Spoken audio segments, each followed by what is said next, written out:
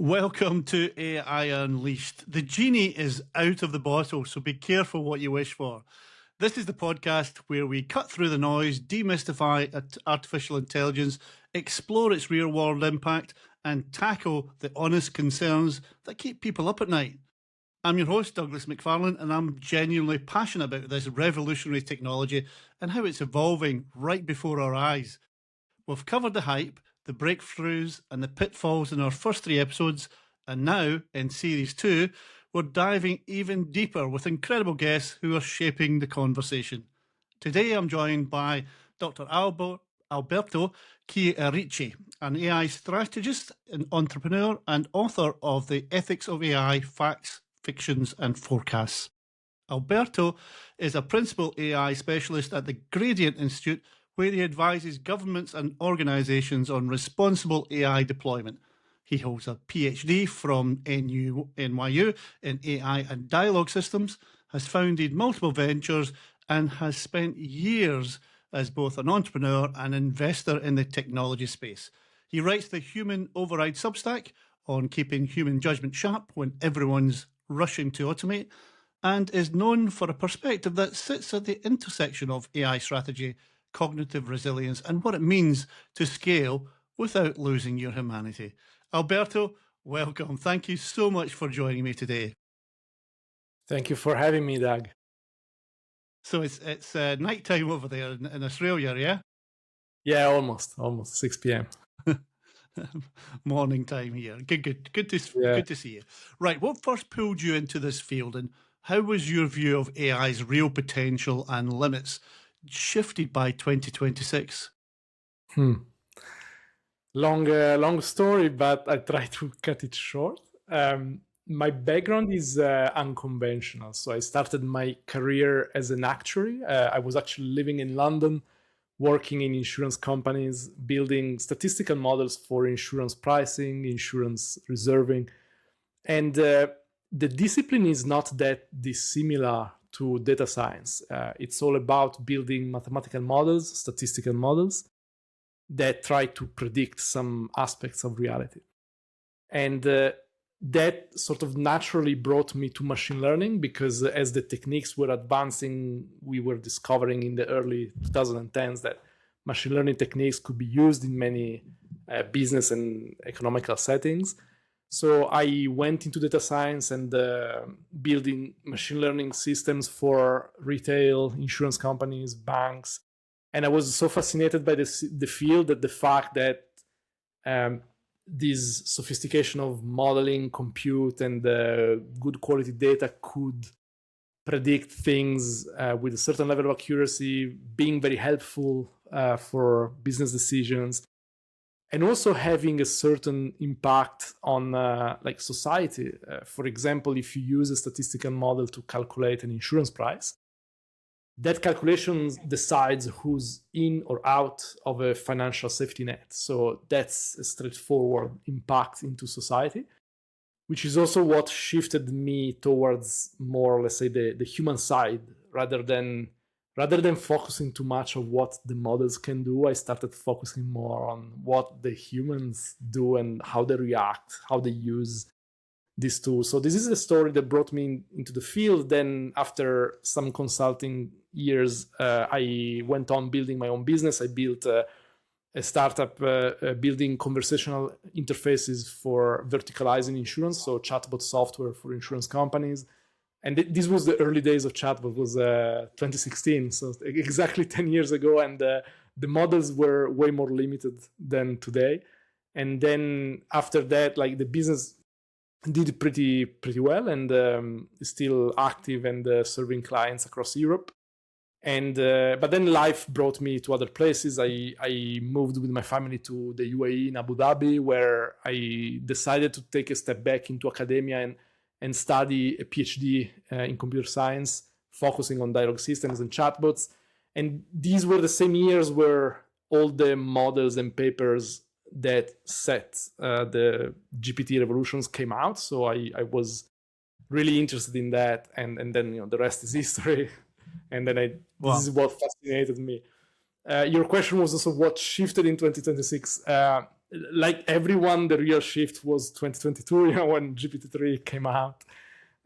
It was the first time that we could see a model that was tremendously powerful, and also built with very questionable corporate practices. So it was a good reflection of this dual nature. Like, yes, AI is really helpful. Yes, there are harms and problems. So that's probably the shift that brought me now to work in nonprofit and then try to help society having a soft landing with this technology. Fascinating journey, yes. Yeah, you must thank your former self for making some really good choices in your career.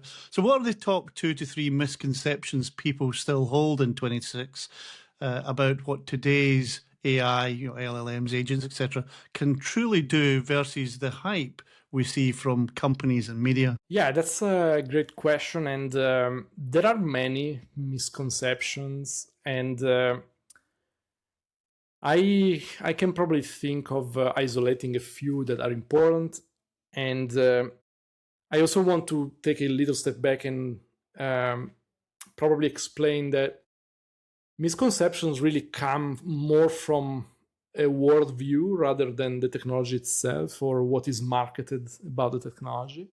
And one important worldview to realize is that many people speaking about AI, and this includes everybody from the most improvised AI influencer who is an expert in AI and yesterday was probably selling fruit at the supermarket, to the CEO of one of the big AI labs that make these huge statements of AI displacing every white-collar jobs, etc.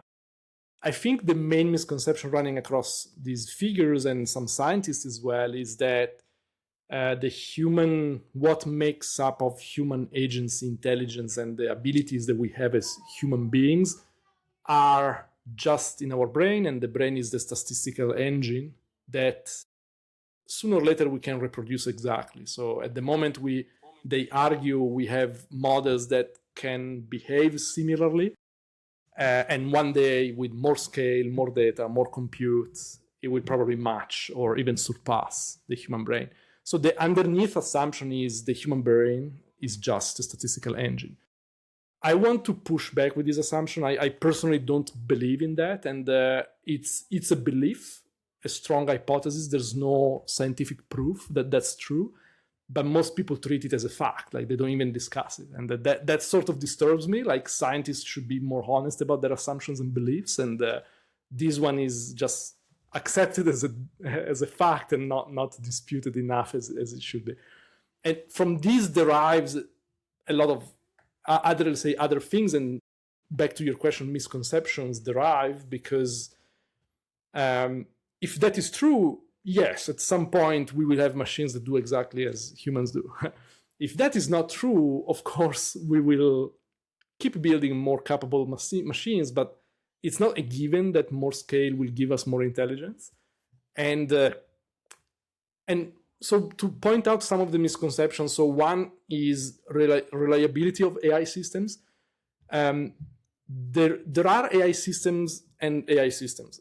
Nowadays, when we talk about AI, most people think about language models, the likes of ChatGPT, Gemini, Claude, some video and image generation models that belong to the same family of model built with these large neural networks trained on vast amounts of data. And now the problem is that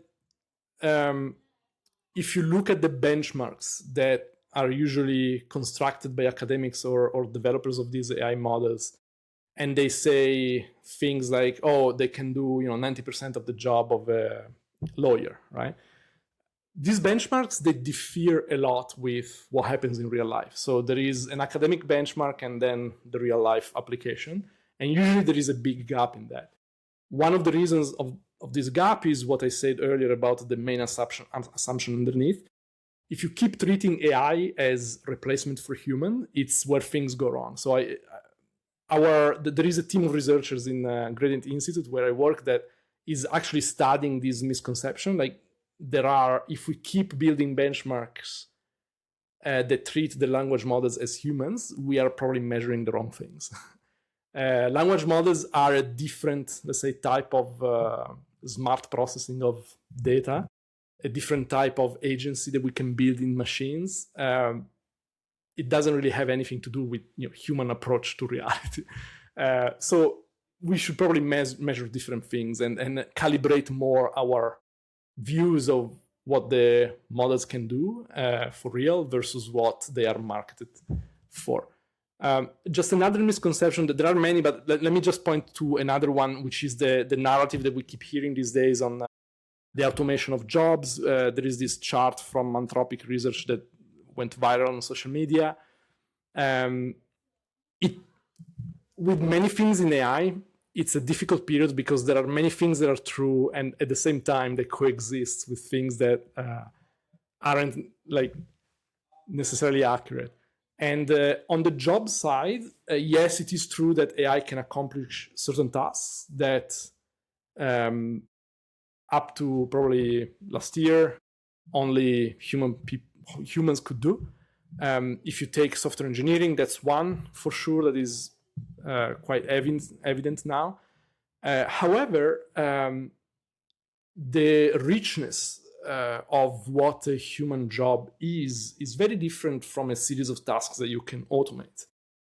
So there is the relationship part, there is teaching and mentoring younger people who need to build their career from scratch. There are so many facets of a human job that you can't really engineering it out to a series of tasks and then apply the inference that yes, all these tasks can be done by AI, done, so this person can be replaced. So the reality is way more nuanced than what is started around. Very true, very true. Yeah, absolutely. So what do you think, in your view, fundamentally separates human cognition, consciousness, from even the most advanced AI right now? And why does that gap still matter so much? Great question.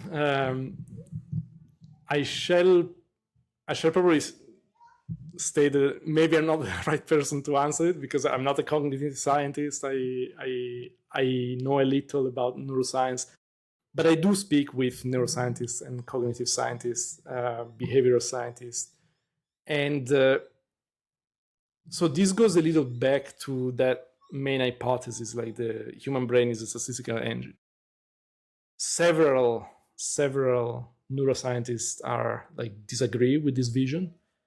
They actually studied way more, say, ways to or mental models, or built different mental models or mathematical models to try to understand cognition. And the only thing that is clear is that we don't know. That every time we come up with some scientific model or mental model to look at it, we find out the exception, or we find out that the model doesn't persist in different contexts.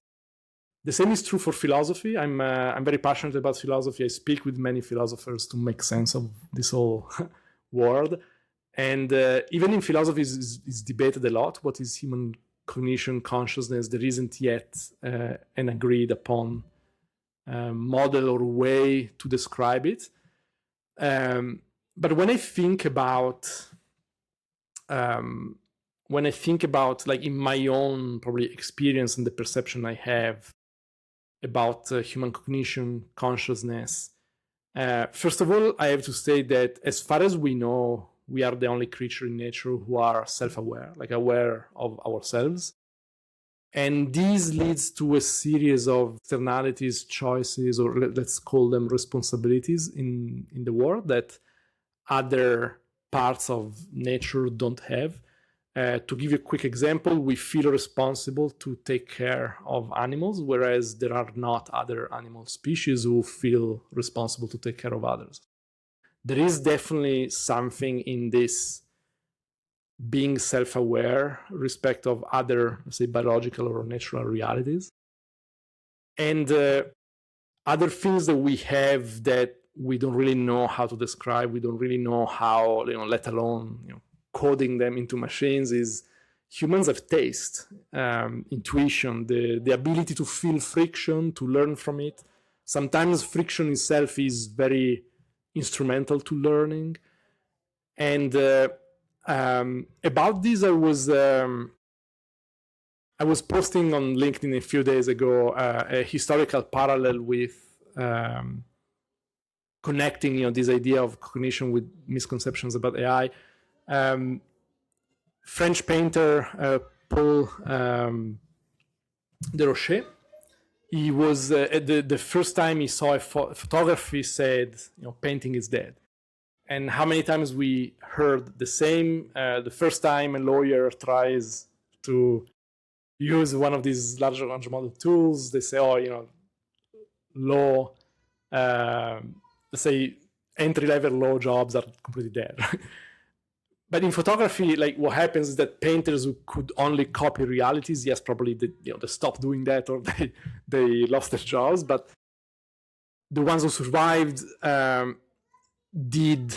they either used cameras to produce incredible photographs, or they did things that cameras couldn't do, like interpret abstract, provoke thoughts. And the same with human cognition, that there are many things that now that we have learned and produced tools, we've learned how to produce tools that can carry on some tasks that we thought were only possible by having human cognition. We can focus our cognition on new things, on different parts.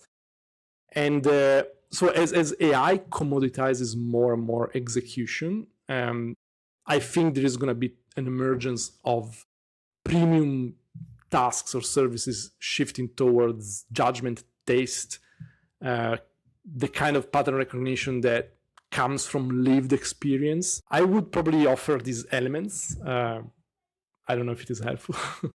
Yeah, no, fascinating. So in terms of the AGI claims these days, in the near term, what risks do overly optimistic forecasts create for society and decision making? How realistic are they, really?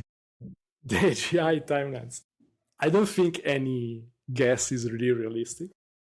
I was looking at some data from Metaculus forecasters. They give a 25% chance of AGI by 2029, 50% by 2033. At the same time, you hear the CEOs like Dario Amodei, CEO of Anthropic, he says next year or a couple of years. Sam Altman says by 2029. Emi Sasabi is 50% by 2030.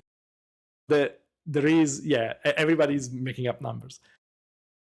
Making a step back again and calibrating judgment around these things, there is the problem of the definition of AGI. Like, what is AGI? And it's funny that if you follow the story of OpenAI, and that story has been incredibly well documented by a book by Karen Howe, Empires of AI. They changed the definition of AGI in a very convenient way at different points of their story. And nowadays, if you speak in San Francisco circles, the definition that is most commonly used is to have a machine or a computer that can automate an entire remote worker producing some economical activity. And it's interesting how conveniently the definition is shifting towards what companies are trying to sell, what they profit from. So even the way they train their models, they keep adding data annotator from more complex, let's say, professions. I keep receiving from LinkedIn private messages from people working in data annotation companies saying, hey, we pay you $100 per hour to annotate very complex math problems. We're looking only, PhD in STEM folks. And it's interesting, people in the sciences, STEM, in finance, doctors, healthcare are the most targeted domains, and capabilities are in fact increasing in these domains from AI systems. And that's because these are the fields where these companies profit the most. Like selling an enterprise license from OpenAI or Anthropic is a several $1 million deals, and they usually sell them to these organizations. Now, if you ask me, I believe AGI is already here. But I probably use the definition of AGI that most people would disagree with.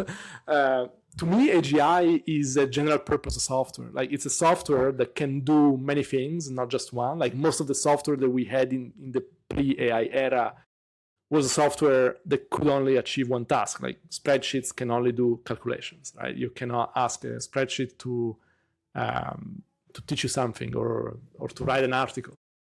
Whereas these kind of software powered by large language models, they can describe images, create images, they can write, they can teach you something, they can search information, if you put together in an orchestrated system that is called an agentic system these days, they can also accomplish like multi-step tasks, they can write code. So to me, this is a general agent. Like, we've built software that is generic enough and have general capabilities. So the same software, same tool can do many things. And I would even argue that we are already in a place where they can do them well enough to be meaningful in some contexts. So I don't really see the point of keep pushing this completely unsustainable business model of scaling, like scaling data, compute. I don't think we will achieve like so much by scaling. I think we should probably focus on using what we already got and find ways to orchestrate tasks and jobs in a way that, you know, we can do more rather than, you know, suppress people and suppress jobs. Yeah, interesting point of view. Yeah, I've not heard that. That's taking the noise, if you like, that's going on, and then saying, right, what does this really mean? And that's rare that you can do that. I think a lot of us, including probably myself, we're caught up in the marketing noise and the decisions that are being made around us to come up with our approaches.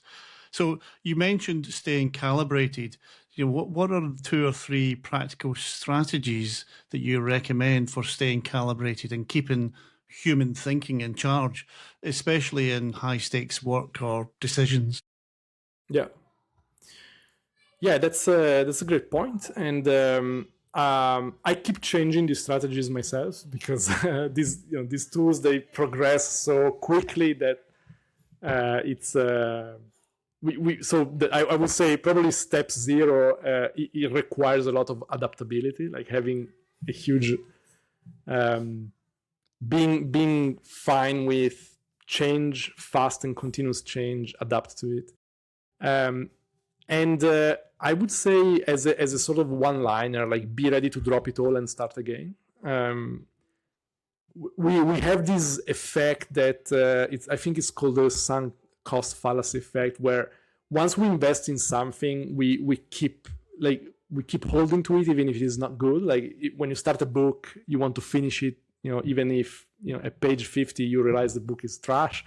So it's a good practice actually to fight back against this sort of sense that we invested too much in one direction, we are not ready to drop it all. We think we should be way more flexible and adaptable to drop things quickly.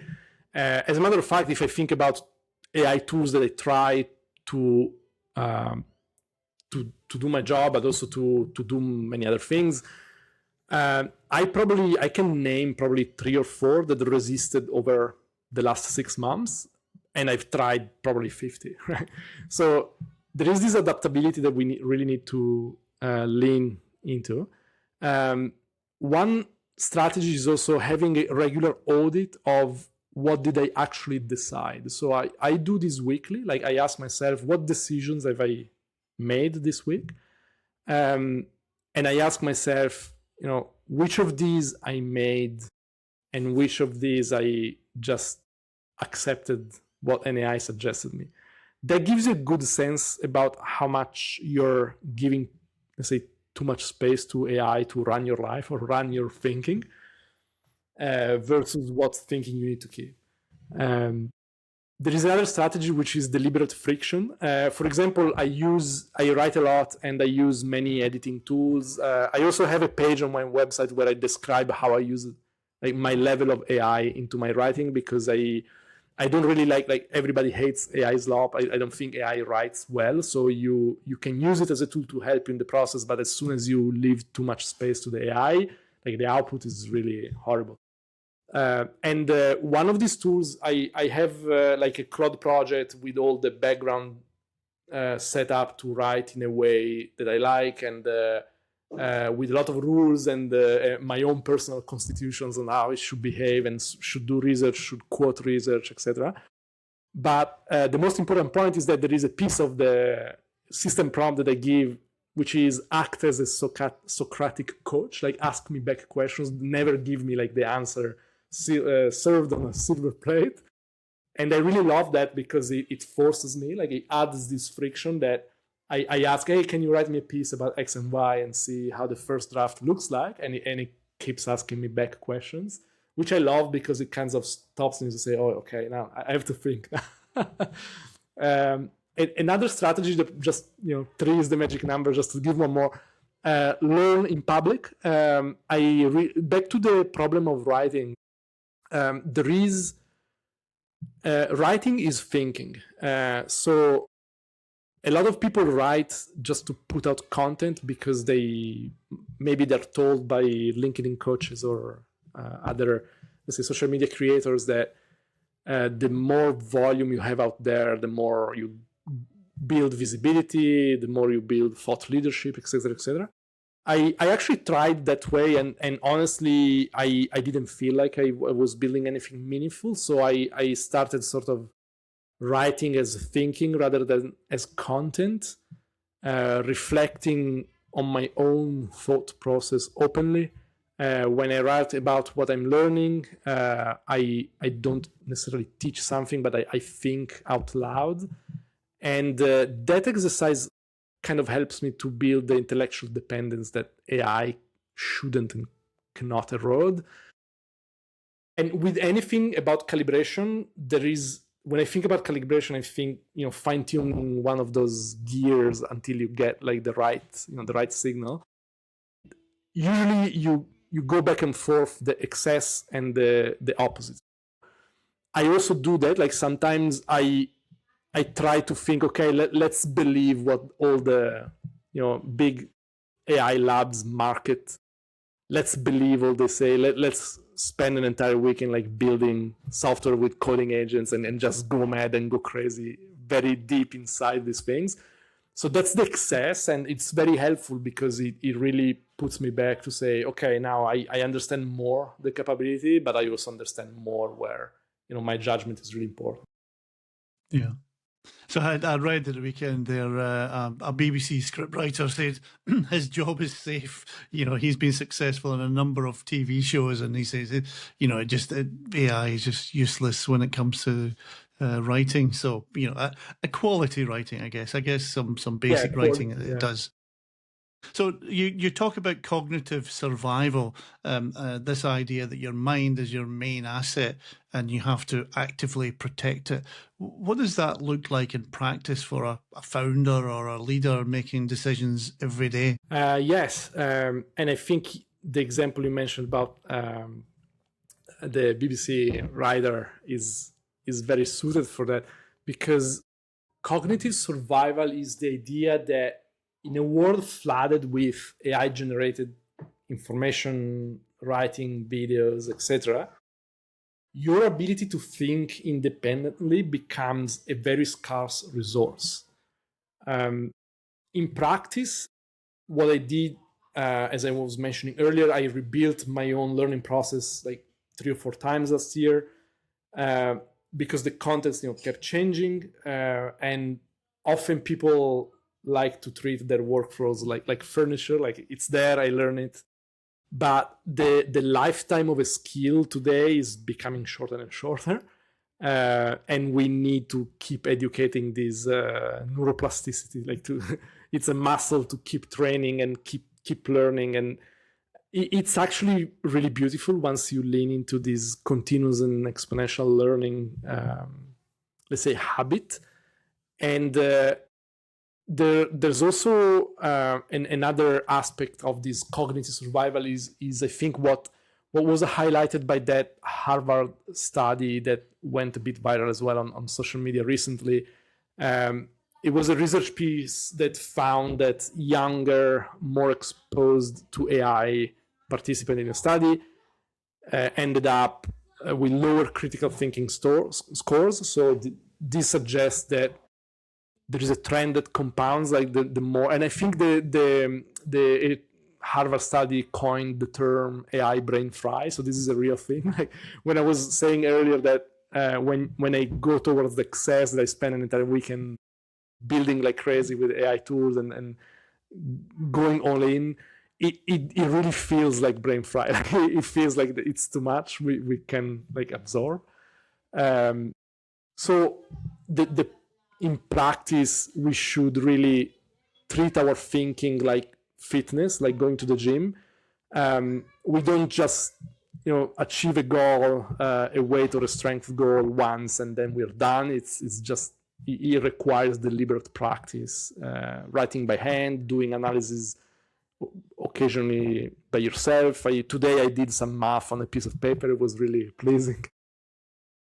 I'm not sure when the last time I used a calculator, but yeah, I get the approach. Yeah, absolutely. I do like playing with music because I can't do music, and yeah, but I have this wish that I could play piano, but I just haven't invested the time and effort in doing it. So I've got playing around with Suno, the musical AI, and that just does it for me. So you become a bit lazy, don't you?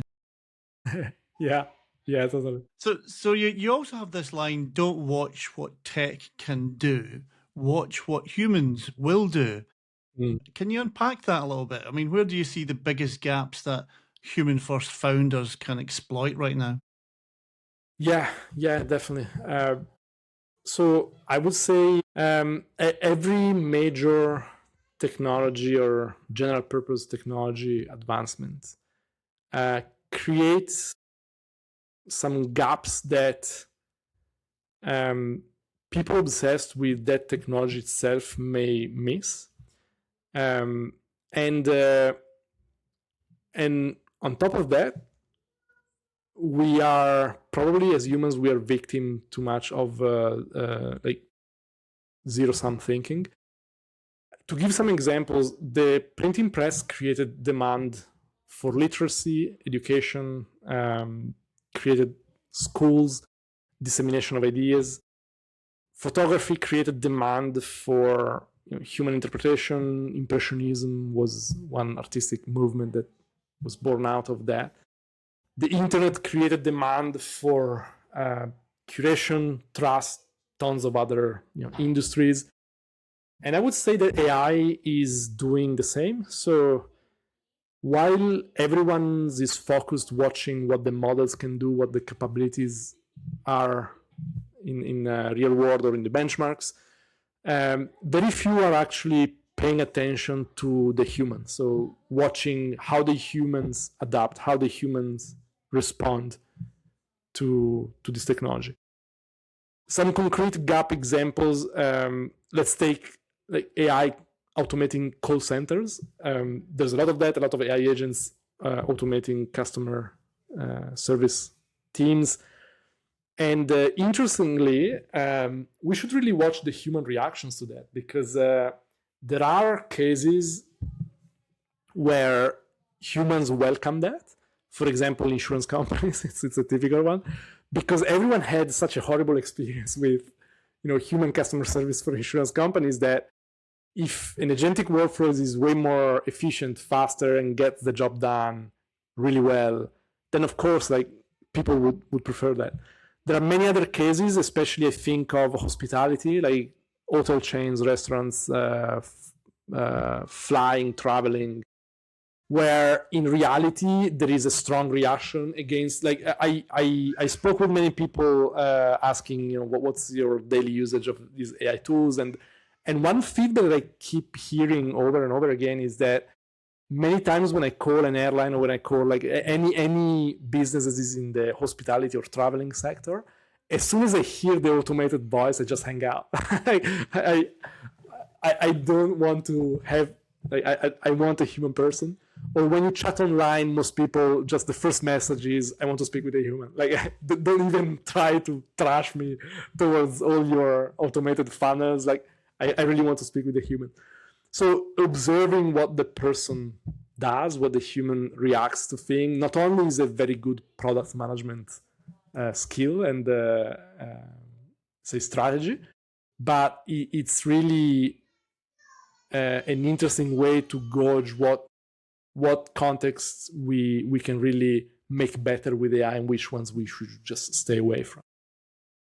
Yeah, that, and we've all been there. Every time I go on to an automated system, I always say, ask advisor. Put me through to somebody I can really talk to. Yeah, absolutely. Yeah, I do the same with my bank, for example. Yeah, exactly. Yeah, somebody that can have a decent conversation with. So, what do you see the biggest opportunities, and what's one key piece of advice you'd give to everybody, everyday people, for example, or developers or policymakers, to help steer towards the future and making AI truly work for humans and not against us? Yeah. I think I describe myself as a cynical optimist by stealing a line I read on The Economist. There was this article describing AI progress, and it was making a whole analysis of what works, what doesn't, and the end line was we should approach this with cynical optimism. And I really like that because I don't have hope much into the technology or more than that in the companies producing the technology. And I have hope in what the technology forces us to reclaim. I keep seeing in the general discourse about AI that AI is making us questions that we should have asked probably a long time ago. Like what part of my work is actually me, or what is like autopilot, and I would love to put on autopilot. What am I doing that a machine shouldn't do? It's more about should or should not rather than could or could not. What makes a human experience valuable? What is the taste? What is the texture of human life that makes that really valuable? And I've been mentoring entrepreneurs for a long time, like for about 10 years. And I keep seeing technology and especially AI failing miserably in hospitality. And I think probably that tells a lot about that. And I think the biggest opportunity, and I would probably describe it as my utopia, would be that we can really use this new wave of automation of tasks to do more things that are meaningful, to spend way more time into creativity, connections between other people, or helping out context, situations, and people who don't have access to the same opportunity that there are in larger cities in the world. We could work less, and produce more. There are many things that I see this future playing out in a positive. I call it cynically utopian way, because there are market forces that don't go into that direction, but we could. Like I think we are still in a historical moment where we could decide how these things plays out. That's another thing that I don't really like about all these headlines about the job cuts that we heard lately, because the vast majority of these job cuts are just what they call AI washing. Like it's convenient for a CEO to say it's AI, but in reality it's not. And any person with a minimum of intelligence would understand that even if AI is adopted throughout like a company completely, you cannot overnight replace like 4,000, 10,000 people. Like, you can replace a few, yes, or you can avoid to hire a few more. But thousands and thousands, it doesn't make sense. So the biggest opportunity is having AI handling mechanical and daunting tasks, and humans get to focus on the parts that require taste, empathy, embodied experience, real judgment, and we really have to be intentional. Yeah, absolutely. All right, well, Dr. Alberto Chierici, thank you very much for your time today. That was really fascinating. My neuroplastic brain is increasing, and that will hopefully answer some of the questions people have. And I'm sure it will generate more curiosity for your work and AI's future. So thank you very much for your time today. Thank you, Doug. It was a pleasure.